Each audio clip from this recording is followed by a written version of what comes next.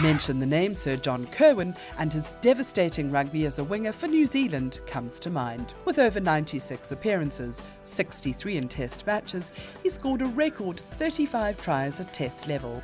He spoke to us about how he got his start in the game.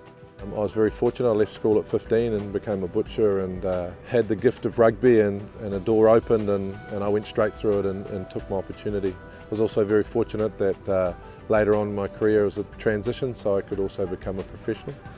So just really fortunate.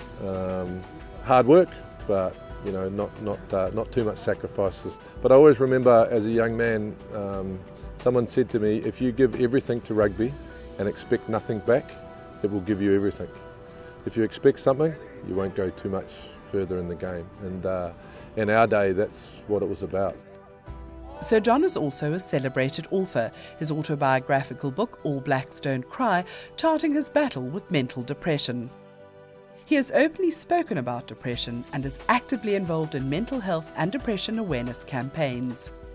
I had a medical depression during my career, so I woke up one morning and didn't know who was looking back at me in the mirror.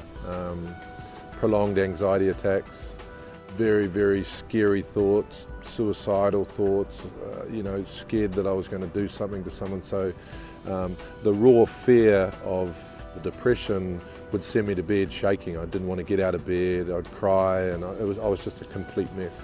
And so I got approached about 10 years ago to ask if I would talk about it, and it was the biggest decision of my life, and I decided to talk about it. After 10 years I have an internet site and I brought the book out, and it's really just explaining to people that it's an illness, not a weakness. I thought it was a weakness, so I lost my self-confidence, I thought I was going crazy, so I lost a lot of my self-worth, and so my life just spiraled downwards. But it's an illness, not a weakness. And I spent 3 years hiding it, not talking to anyone. And that's actually when I reached out and started getting help, was when I started to get well. I was standing outside a big rugby game. New Zealand were playing the British Lions, and a guy came up to me in a suit and said, "I'd just like to thank you for saving my life. If it wasn't for you, I'd be dead." Through my depression, I managed to compartmentalise, so part of my wellness was being able to put things in little boxes and just deal with them. And so I'm a professional coach, and that's a box that is really important to me, and I love what I do.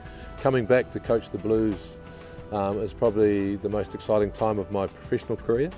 And then just coming out and seeing young men who want to be great at what they do.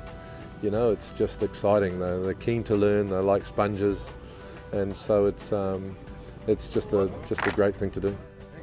Sir John was appointed a Knight Companion of the New Zealand Order of Merit as part of the Queen's Birthday and Jubilee Honours for 2012, acknowledging his services to both rugby and mental health awareness in his native land. For more information about his book and website, check out the link via sarugbylegends.com.